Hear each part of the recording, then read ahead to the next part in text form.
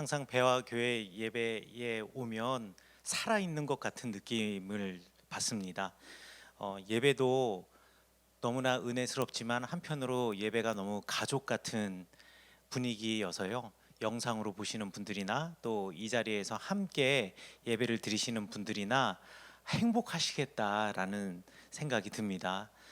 자리가 21자리 올 수 있는데 17명밖에 없다고, 17명 오셨다고, 아직 자리가 3자리 남았다라고 이야기할 때 마음으로 솔직히 대단히 떨렸습니다.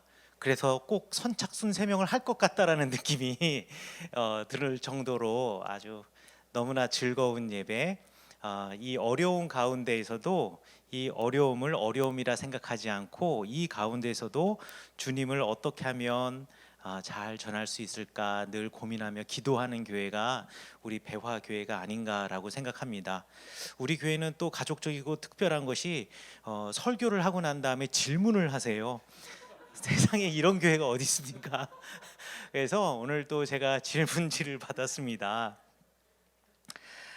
질문지 순서는 제가 마음대로 바꿔서 질문을 제가 정리를 할 텐데요. 그런데 이 질문이 사실 기도에 대한 모든 것을 다 담고 있는 것이 아닌가 싶어요. 통성기도는 성경에 나와 있나요? 왜 통성기도를 하나요? 라고 되어 있는데요.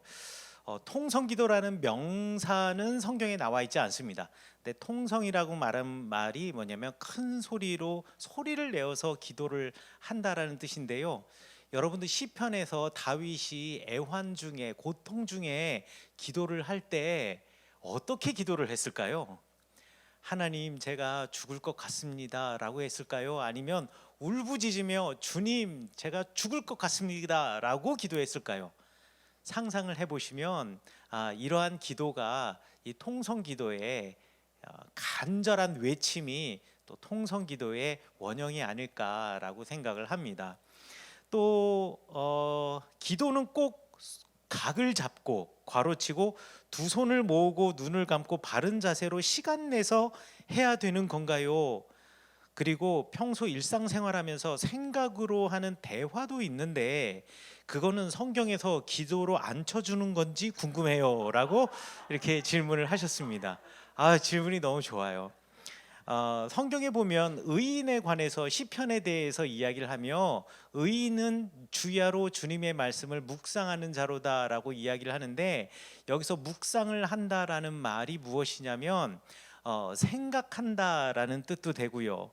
그리고 그야말로 우리가 생각하는 그 명상과 같은 명상도 가능하고요. 심지어는 그 단어는요, 하가라고 하는 단어는 말하다라고 하는 단어도 됩니다. 그러니까 주님의 말씀을 생각해도 그리고 명상을 해도 그리고 입으로 중얼거려도 다 좋다라는 이야기예요. 그런데 주님의 말씀을 우리가 묵상하고 명상하고 입으로 중얼거리는 이유는 도대체 뭘까요? 내게 주님이 필요하니까. 왜 우리가 기도하는 걸까요? 나에게 주님이 필요하니까. 그러니까 기도는요 꼭 각 잡고 여기 표현되도록 각 잡고 두 손 모으고 그 다음에 무릎 꿇고 앉아서 기도해야만 한다라는 법칙은 세상에 없어요. 제가 거꾸로 질문할게요. 성경에서 수많은 기도의 예들이 나오는데 그 중에서 이 사람이 무릎 꿇고 두 손을 모으고 눈을 감고 기도하더라라는 구절이 있을까요 없을까요? 찾아보세요. 찾아보기 힘드실 겁니다. 뭐 굳이 따지면 다니엘 정도라고 생각할 수 있는데 이 다니엘을 생각하시는 이유도 여러분들 이거 성화가 만들어낸 여러분의 이미지일 뿐입니다. 그런 구체적인 말은 없어요. 그러니 꼭 그러실 필요는 없고요. 운전하면서도 주님 내가 가는 길 주님께서 지켜주세요. 갑자기 어느 차가 확 끼어 들어왔어요. 그래서 제가 깜짝 놀라가지고 브레이크를 밟았는데 마침 사고는 안 났어요. 그러면 에이 XX 하면서 빵빵 이러지 마시고요. 주님 감사합니다. 제 운전대를 붙잡아 주셔서 감사합니다. 이렇게 그냥 눈 뜨고요. 눈 감고 하시면 안 됩니다. 운전 중에는. 그렇게 말씀하시는 것도 아주 훌륭한 기도다. 그러니 기도에는 형식도 없고 틀도 없고 방법도 없다. 정해진 이렇게 생각하시면 될 것 같습니다. 나를 위한 기도는 비성경적인 것인가요? 라고 질문해 주셨습니다. 나를 위한 기도, 일단은 성경적이다 비성경적이다라는 말 자체가 저는 별로 좋아하는 말은 아닙니다. 하지만 그냥 이렇게 말할게요. 그럼 나를 위한 기도는 하지 말라는 말인가요? 라고 저는 질문을 이해했어요. 나를 위한 기도를 하지 말라는 말인가요? 아니요. 나를 위한 기도 하셔야 합니다. 나를 위한 기도는 반드시 하셔야 됩니다. 하지만 지난주 설교의 말씀은 나만을 위한 기도. 그래, 세상에 누구는 다 아무래도 상관없어. 저 사람이 어찌 되든 상관없어. 나만 잘 되면 돼. 나만 어떻게 하면, 나만 내가 원하는 걸 이루면 돼 라고 생각하는 이기적인 나만을 위한 기도는 아니다. 이거 하나님께서 응답해 주시지 않는다라는 것이 지난주의 설교였기 때문에 나를 위한 기도는 하셔야죠. 하지만 나만을 위한 기도는 하시면 안 된다라고, 이거는 주님이 원하시는 것이 아니다라고 말씀드리고 싶습니다. 그리고 두 가지 질문은 사실 하나로 묶어서 대답할 수 있을 것 같아요. 하나의 질문이 뭐였냐면요, 하나님의 때에 이루시는 것이 하나님의 뜻이라면 우리는 왜 기도해야 합니까? 기도 안 해도 하나님의 뜻이라면 하나님의 때에 이루어질 것 아닙니까? 라는 질문이 있었고요. 그다음에 두 번째, 이 두 번째 거는 그냥 대답할 수 있겠는데요. 기도할 때 왜 하나님을 부르나요? 성령님, 예수님도 계신데 라고 질문해 주셨는데, 이 질문 먼저 대답하자면, 여러분들 이거 질문하신 분은 기도하실 때 하나님 하고 기도하시나 봐요. 근데 저는 기도할 때 주님 하고 기도해요. 그러니까 하나님의 이름을 부르며 기도하든 예수님의 이름을 부르며 기도하든 성령님의 이름을 부르며 기도하든 특별하게 중요하지 않습니다. 우리 기독교에서는 성부, 성자, 성령, 삼위일체 하나님을 우리가 의지하기 때문에, 그래서 저는 가장 안전한 방법을 사용합니다. 주님 하면 모든 것이 다 통합이 됩니다. 그래서 질문하신 분 가운데서 이게 고민스럽다 그러면 저처럼 주님 하고 기도하시기 바라겠습니다. 하나님 부르며 기도하는 것, 예수님, 성령님의 이름을 부르며 기도하는 것 다 좋습니다. 자, 그러나 하나님의 때에 이루시는 것이 하나님의 뜻이라면 우리는 왜 기도해야 하나요? 저는 이 질문은 정말 중요한 질문이라고 생각하고요. 또 나를 위한 기도는 사실 비성경적인가요? 사실 이 질문도 대단히 중요한 질문이었어요. 하나님의 때에 이루시는 것이 하나님의 뜻이라면 우리는 왜 기도해야 하나요? 저는 이 질문을 받고 나서 도대체 이 질문을 쓰신 분은 왜 이 질문을 하셨을까에 대해서 곰곰이 생각해 보았어요. 왜냐하면 저도 이런 질문을 한 적이 있어요. 아니, 하나님이 모든 것을 다 아시는데, 그리고 결국 이루어지는 것은 하나님의 뜻인데, 그러면 나의 기도가 무슨 의미가 있을까? 그러면 나는 왜 기도해야 하는 걸까? 라는 질문을 제가 한 적이 있었어요. 여기에 대한 정확한 대답은 사실 여러분의 담임 목사님과 상의하셔야 됩니다.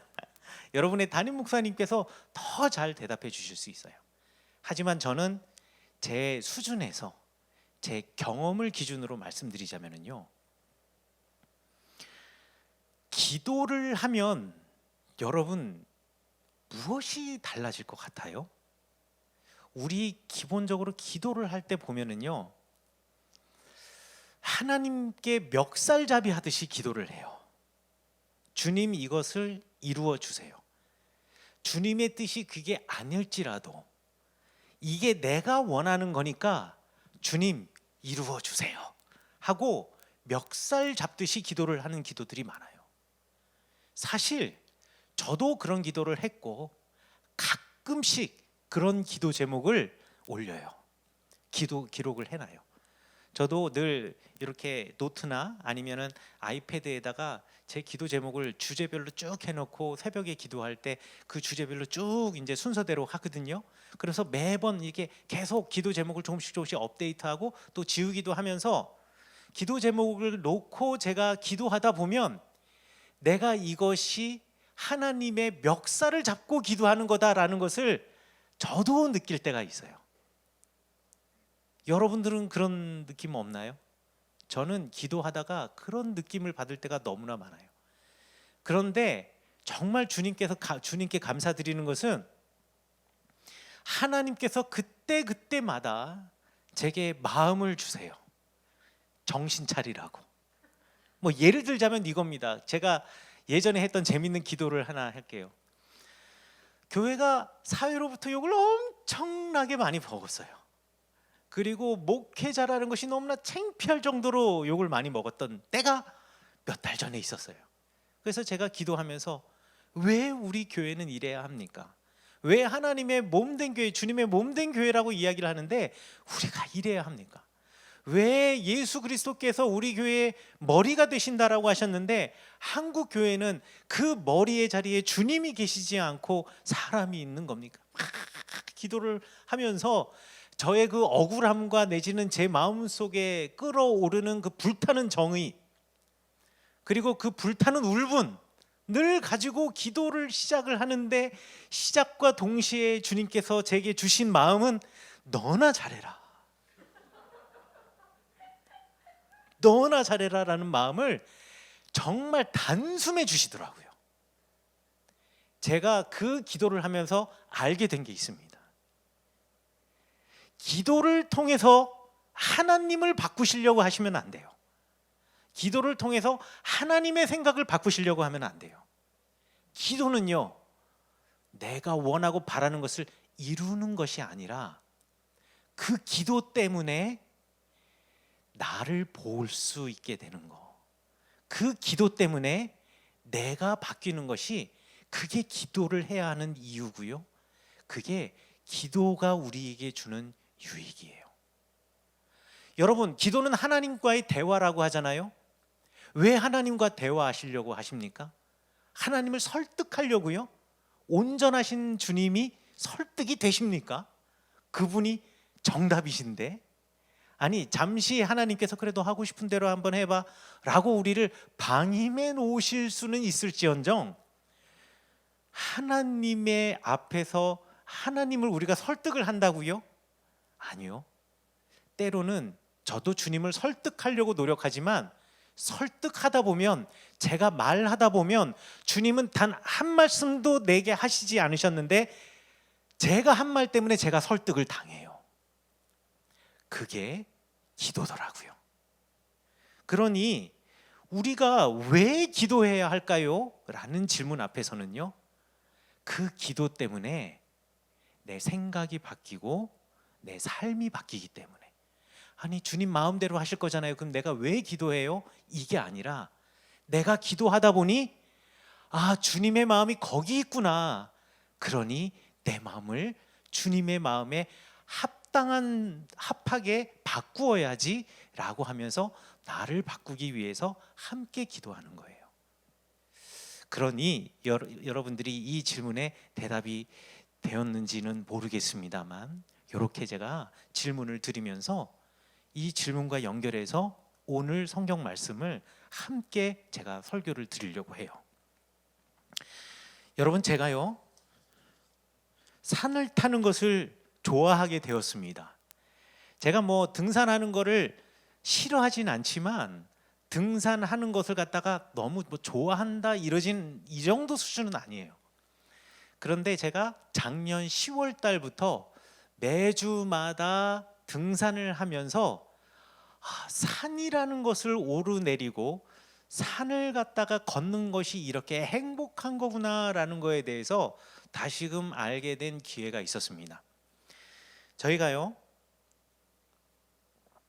작년 10월, 그러니까 더 정확하게 말해서 9월 말부터 시작해서 9월 마지막 주부터 시작해서 장인 장모님과 한 달 넘게 동안 매주마다 화요일에 산에 올랐습니다. 저희 장인 장모님께서 화천에 사시는데요, 여러분들 뉴스에 보셨는지 모르겠지만 철원 화천 지역에 지금은 이제 뉴스와 뜸하긴 합니다만 불과 한 2달 전만 해도 아프리카 돼지열병 때문에 난리가 난 적이 있었습니다.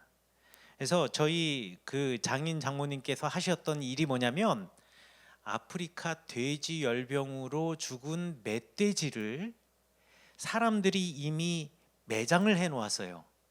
벌써 몇 달 전에, 그리고 뭐 작년에 매장을 해 놓고 그 멧돼지가 죽은 이유가 정말 아프리카 돼지 열병 때문인지 아닌지를 실험실에서 확인을 하고 난 다음에 이 돼지는 아프리카 돼지 열병으로 죽었어라고 하면 거기다가 주변에다 사람들이 못 들어가게 테이핑을 해놓고 거기다 이렇게 팻말을 꽂아놔요. 그러면 그 팻말 꽂아놓은 그곳에 일종의 이건 농가 수익입니다. 농가 수익을 위해서 할아버지 할머니들 내지는 이렇게 산 오르시는데 문제 없으신 분들이 거기를 돌아다니면서 계속 반복적으로 거기다가 이제 소독약 가루도 뿌리고 또 거기다 석회 가루도 뿌리고 이렇게 하면서 이미 뭐 거기는 다 처리가 된 곳이지만 그래도 반복적으로 가가지고 주기적으로 이제 정기적으로 소독을 해주는 일을 하는 그 사업을 신청을 하셔서 저희 장인 장모님께서 이제 9월 말 되시면은 저희 장인 장모님이 하시는 농사는 이미 다 끝났기 때문에 할 일이 없으시니까 그거 하자라고 해가지고 그 일을 하기 시작하셨어요. 그런데 정말 A4 용지 하나로 빼곡하게 숫자만을 갖다가 군청에서 준 거예요. 그 숫자가 뭐냐면 돼지들이 묻혀 있는 GPS 숫자가 그냥 쫙 한 페이지 꽉 채워져 있는 거예요. 그러면서 거기 가서 찾으라는 거예요. 그런데 할머니 할아버지들이 GPS 숫자 옆에 번지수가 있긴 합니다만 예를 들어서 동촌리 산 11번지 하면은요, 여러분들 뭐 동네 가셔서 몇 번지 하면은 그 몇 번지 요만하잖아요. 동촌리 산 11번지가 위아래로 4km입니다. 산이. 그리고 동서로도 한 4km가 정도가 되는 거예요. 그러니까 구규림 전체 하나가 이게 나라 땅이면 그냥 번지수가 하나 뻥 찍히는 거예요. 그러니 A4 용지 하나가 다 동촌리 산 11번지인데 거기에 GPS를 쭉 찍어놨는데 이걸 갖다 찾으라 그러니 장인 장모님이 이걸 어떻게 찾겠어요. 그래서 두 분이 동촌리 산 11번지를 네이버 지도에서 검색하신 다음에 그 산을 그냥 무작정 걷기 시작하신 거예요. 못 찾으셨어요. 그래서 저에게 SOS를 친 거죠. 사위야, 이거 찾아야 되는데 도대체 이걸 줬는데 어떻게 해야 되는지 모르겠다. 그래서 저도 그게 처음인지라 장인 장모님 댁에 가가지고 숫자를 보고 저도 약간 멘붕에 빠졌어요. 그러나 요즘 인터넷에 안 되는 게 어디 있습니까? 그래서 무작정 그냥 GPS 숫자를 그냥 쭉 쳐봤어요. 그리고 엔터를 치니까 네이버 지도와 다음 지도에 정말 찍혀요, 그 위치가.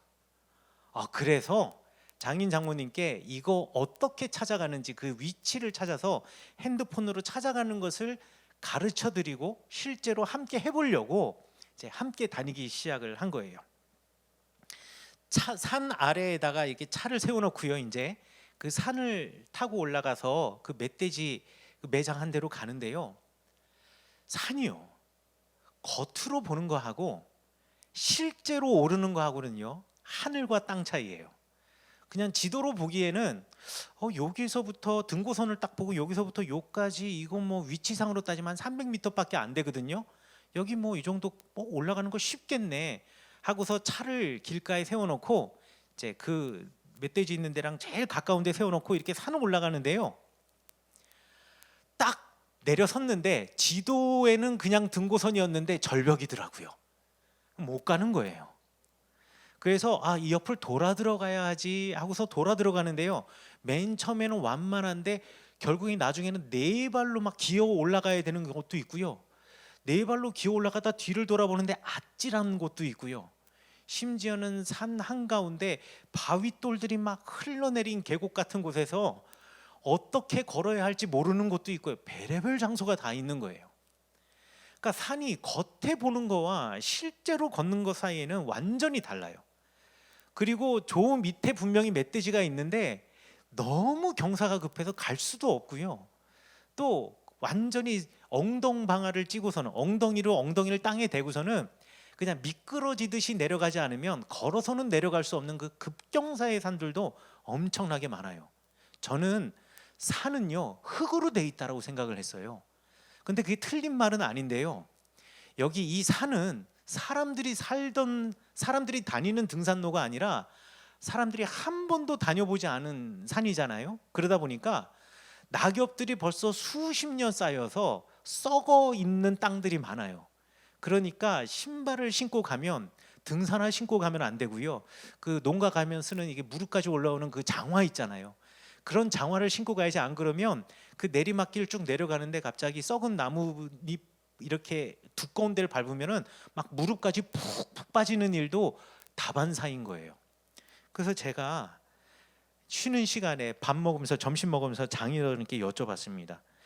장인어른, 그런데 이 멧돼지는 도대체 누가 찾는 거예요? 분명히 우리가 가서 이거 소독약을 뿌린다라는 것은 여기 멧돼지가 죽어 있는 거를 알았으니까 사람들이 가서 이거를 매장을 하고 삽을 파서 매장을 하고 이거 묻어놓고 했을 텐데 도대체 이건 누가 찾는 거예요? 하는 물어보니까 장인어른이 말씀하시는데 이거는 주로 약초 캐는 사람들이 많이 찾는데요. 그런데 약초를 캐는 사람들이 아무 데서나 하는 게 아니라 아프리카 돼지열병에 걸린 돼지들은 아주 심한 갈증을 느끼기 때문에 물을 마시러 물이 흐르는 골짜기 쪽으로 내려온다라는 거예요. 그래서 아무 데나 가서 죽지 않고 멧돼지들이 죽는 데는 항상 물이 흘렀던 내지는 흐르는 골짜기 주변에 멧돼지들이 있다는 거예요. 그래서 정말 멧돼지를 한 20-30마리 찾다 보니까 거의 골짜기 중심으로, 그래서 이제는 무조건 골짜기를 따라 올라가야겠다라고 하는 일종의 그 노하우가 생기더라고요. 자, 그런데 이 약초꾼들이 무조건 멧돼지를 찾는 게 아니라 멧돼지를 찾는데 가장 좋은 시즌이 있다라고 합니다. 그 시즌이 언제냐? 겨울이에요. 왜냐하면 겨울이 되면 산의 나뭇가지에 나뭇잎이 다 떨어지잖아요. 물론 소나무들은 안 떨어지지만 나뭇잎이 다 떨어지고 나면 산의 속살이 보이는 거예요. 거기다가 눈이 덮여 있잖아요. 눈이 덮여 있는 하얀 눈 위로 멧돼지는 겨울잠을 자지 않습니다. 그러니까 멧돼지들이 먹이를 찾기 위해서 돌아다니거나 이러다 보면 죽잖아요. 또 물을 마시기 위해서 골짜기를 내려오다 죽으면 굳이 산에 올라가지 않고 거기까지 가지 않아도 약초꾼들은 어디에 골짜기가 있는지 다 아니까 골짜기 주변을 따라 움직이다 보면 저 나무 사이로 바위는 아닌 것이 시커먼 것이 누워 있는 것이 보인다라는 거예요. 그러면 올라가서 이 멧돼지가 죽어 있는 것을 확인하고 신고를 하면 한 마리당 40만 원이랍니다. 예, 원래는 100만 원이었대요. 그런데 하도 많이 찾으니까 이제는 가격을 내린 거예요. 제가 그 이야기를 들으면서 여러 가지 많은 생각이 났습니다. 산도 나무도요, 잎이 떨어지면 원래의 모습이 드러납니다. 제가 산에 올라가 봤는데요, 잎이 다 떨어지니까 산만 봐도 이거 바위산이구나, 여기 이거 바위가 있구나, 여기는 엄청나게 급한 급경사구나 라는 것을 알겠더라고요. 나뭇잎이 다 떨어지니까. 나뭇잎이 다 떨어지고 나니까요, 이 산은 오를 만한 산이구나, 이 산은 오를 만한 산이 아니구나 라는 것을 알겠더라고요. 나뭇잎이 다 떨어지니까요, 평소에는 내가 맨날 가던 길인데 그냥 여기는 산이었는데요, 나뭇잎이 다 떨어지고 나니 그 사이로 생겨난 그 기암괴석, 이 산이 이렇게 아름다웠구나 라고 그 산의 진가를 알게 되더라고요. 그러니까 겨울이 되면 알 수 있는 그 산의 진짜 모습이 있는 거예요.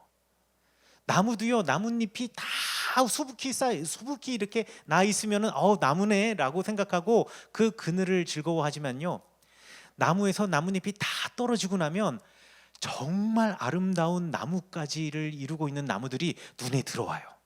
제가 사진 찍는 걸 좋아하는데 그런 나무를 보면 무조건 사진기가 돌아가요. 핸드폰을 갖다 들고 찍을 수밖에 없는 거예요.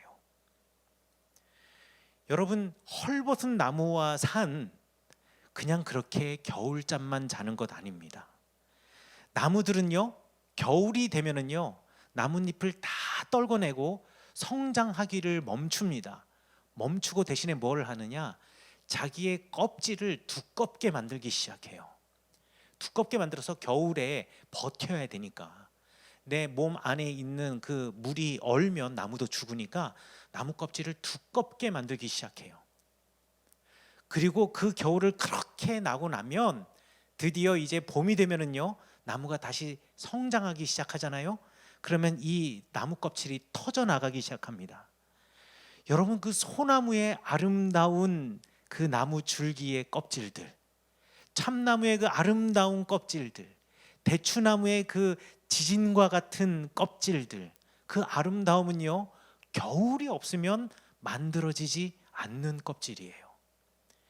단연생 풀들은요, 그리고 단연생 풀들이라고 할지라도 겨울이 되면은요, 그냥 죽어버리는 것 같지만 겨울이 되기 전에 씨를 만들고 또 생존하기 위해서 그 씨에다가 최고 자기의 모든 영양분을 다 밀어 넣은 다음에 그것을 자기가 꼭 붙잡고 있습니다. 그리고 겨우내 죽은 듯 있던 그 풀들이 봄이 되면 씨가 떨어져서 다시 살아나는 계절, 그렇게 또 다른 봄을 준비하는 계절이 겨울인 거예요.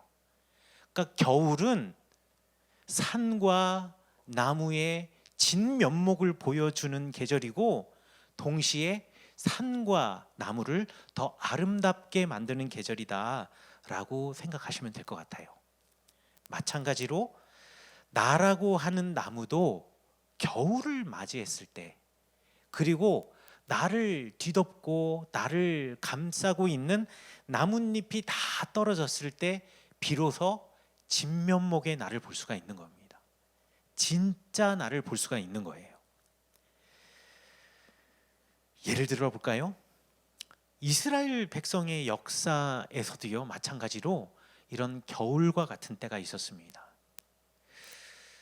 신명기의 예를 들어보도록 하겠습니다. 신명기는 모압 광야에서 모세가 이스라엘 백성들이 가나안 땅에 들어가기 전에 너희들 시내산에서 받은 하나님의 율법 잊지 않고 있지? 나는 그 땅에 들어가지 못하지만 너희들이 그 땅에 들어갈 때 이 주님의 말씀 꼭 기억하고 있어야 돼 라고 하면서 다시 한번 읽어주는 율법이 신명기입니다. 그래서 영어로 법이 NORM이잖아요. 근데 다시 읽어줬다, 다시 두 번째 읽어주었다. 그래서 듀엣이 둘이 하는 거지 않습니까? 그래서 신명기를 듀토로노미라고 이야기합니다. 두 번째 읽어주는 율법, 다시 읽어주는 율법. 이스라엘 백성들이 이 율법을 잘 지키고 살았을까요? 잘 지키고 살지 못했을까요? 그러지 못했어요. 율법을 사람들이 입에서 입으로 부족의 12지파가 흩어져서 가나안 땅에 살 때 율법의 돌파는 하나님의 법궤에 있기 때문에 그 율법을 들은 어른이 그 자녀에게, 그 자녀가 그 자녀에게, 공동체가 공동체에게 입에서 입으로 계속 전해주고, 그리고 7년에 한 번씩 주님 앞에 나아가서 대제사장이 읽어주는 그 율법에 귀 기울이고 또 전수해주고 전달해주고 삶으로 지켜나가면서 율법을 살아냈어야 하는데 이스라엘 사람들은 그러지 못했어요.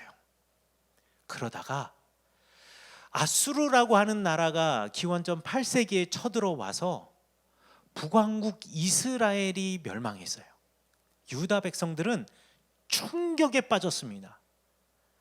아니, 비록 우리와 적이긴 하지만, 우리와 적까지는 아니더라도 우리와 사이좋지는 않지만 우리의 형제와 같은 이스라엘, 똑같이 하나님을 섬기는 그 이스라엘이, 하나님의 백성이 지금 이방 나라에게 무너졌다고 유대인들은 충격에 빠졌습니다.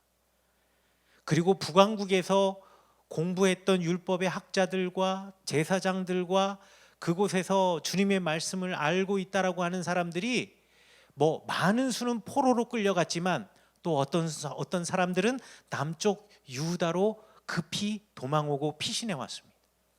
그리고 그 피신해 온 그 사람들을 통하여서 도대체 무엇이 이렇게 되었는가, 왜 이렇게 되었는가 라는 것에 대해서 알고 묻고 그렇다면 우리는 무엇을 준비해야 하는가라는 것을 알기 위해서 그들과 함께 머리를 맞대기 시작했습니다.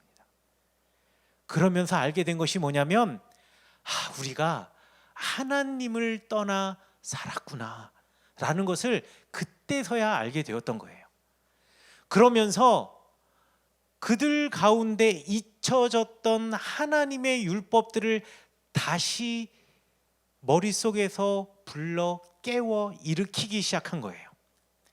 그렇게 불러 깨워 일으키기 시작한 것을 이제 드디어 하나의 책으로, 그동안은 돌판에 있는 법궤 안에 있는 그 돌판에 있었던 그 하나님의 율법, 이제는 그 율법이 어디 있는지도 모르는 그 율법의 기억들을 모아서 하나의 책으로 기록을 한 거예요. 그 책이 뭐냐면 신명기입니다. 그 사람들이 기억했던 그 율법이 신명기예요. 그런데 그 신명기라고 하는 책조차도 한 번 처음 북왕국이 무너졌을 때는 그걸 기록하는데 열심을 다했지만 다시 평화의 시대가 오기 시작하니까 사람들이 잊기 시작하는 거예요. 그리고 사람들이 또 읽지 않는 거예요. 또 그 말씀을 지키지 않는 거예요. 그러다가 이제 구체적으로 아수르와 바벨론의 전쟁 가운데 그 강대국의 다툼 가운데 이스라엘이 끼어 들어가서 정말 죽을 지경이 된 겁니다. 죽을 지경이 되었을 때 도대체 우리가 왜 하나님의 백성이 고대 사회 이 세력 다툼에서 고래 싸움에 낀 새우처럼 살아야 하는가에 대한 자기 반성이 일어나기 시작했어요. 그러면서 이것이 우리가 주님의 말씀을 잃어버렸던 것이 아니었던가라고 하면서 다시금 그 가운데에서 영적 부흥운동, 대각성 운동이 일어나기 시작합니다. 그 대각성 운동의 촉발점이 뭐였느냐? 다시 그 신명기였어요. 그리고 그 촉발점이 이뤄낸 대각성 운동이 뭐였냐? 요시아의 종교개혁이었습니다. 그 요시아의 종교개혁 이후에 유다가 바뀌는 줄 알았어요. 그런데 정말 사람들은요, 다시 자신들 가운데 자신의 삶에 평화가 있고 자신의 나뭇가지에 나뭇잎이 붙어서 초록색을 띠기 시작하면은요, 문제가 없다라고 생각하는 거예요. 내가 정말 잘났구나, 내가 정말 잘 살고 있구나 라고 착각하기 시작하는 거예요. 그러면서 하나님의 말씀을 등한시하기 시작합니다. 결국 이러한 이스라엘, 유다는 멸망했어요. 바벨론의 포로로 끌려갔죠.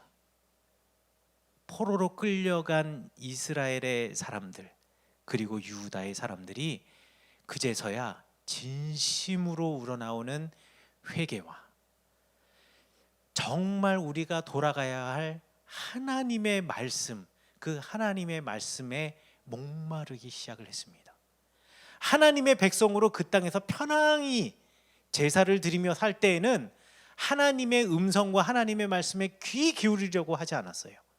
하나님과 나와의 관계를 형식적인 이 제사 하나로 전부 다 속된 말로 퉁쳤다라고 생각을 했어요.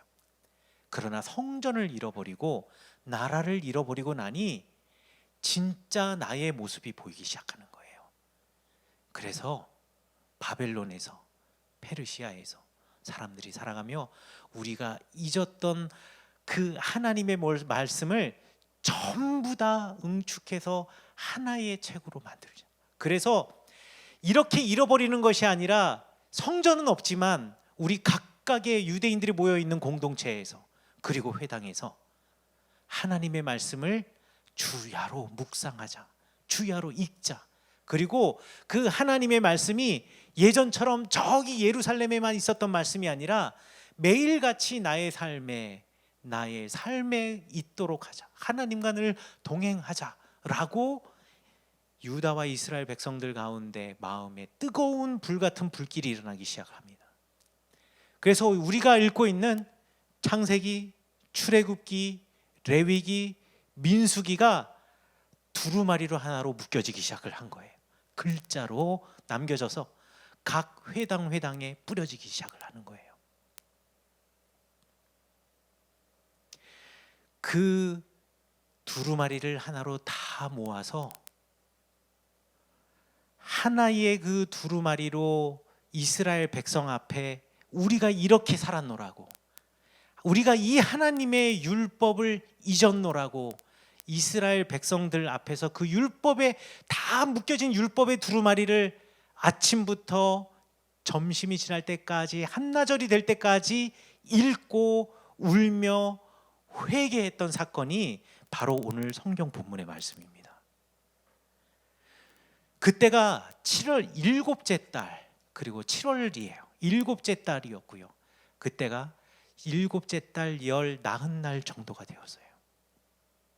그리고 나서 이제 우리가 잃었던 하나님의 율법을 회복하고 다시 초막을 만들고 주님께서 말씀하신 그 절기를 지키자라고 다짐합니다. 그 더 충격적인 사실은요, 그래서 정말 지켰는데요, 성경을 기록한 사람이 뭐라고 이야기를 하냐면 그때가 처음이었대요.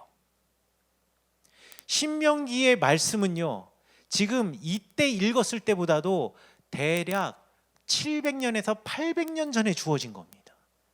그런데 이스라엘 백성들은 광야에서야 우리가 이게 아니라 이 율법은 우리가 가나안 땅에서 지켜야 하는 거니까 라고 하면서 알았어요 하나님, 이 율법을 그러니까 가나안 땅에서 지키라는 거죠 라고 말하고 가나안 땅에 들어가서는 하나님의 율법을 깨끗하게 잃어버렸고, 그곳에서 내가 무성하고 풍성한 나무가 되었을 때는 그 율법을 깨끗이 잃어버렸다가 나뭇잎이 다 떨어지고 나니 내가 그 율법을 잃어버렸네요, 이제 제가 꼭 지키고 살겠습니다. 하나님께서 다시 은혜를 주셔서 내 겨울이 지나고 다시 내 나뭇가지에 나뭇잎이 풍성해질 때는 다시 또 하나님을 잃어버리는 일이 반복되어지다가 드디어 정말 이 사람들에게 있어서, 유다 사람들에게 있어서, 이스라엘 백성들에게 있어서는 마지막 기회라고 생각했던 바로 그 순간에, 더 이상의 기회는 없다라고 생각되는 바로 그 순간에, 마지막 순간에 하나님의 말씀을 붙잡고 초막절을 지켜서 첫 율법을 지켰다라는 것.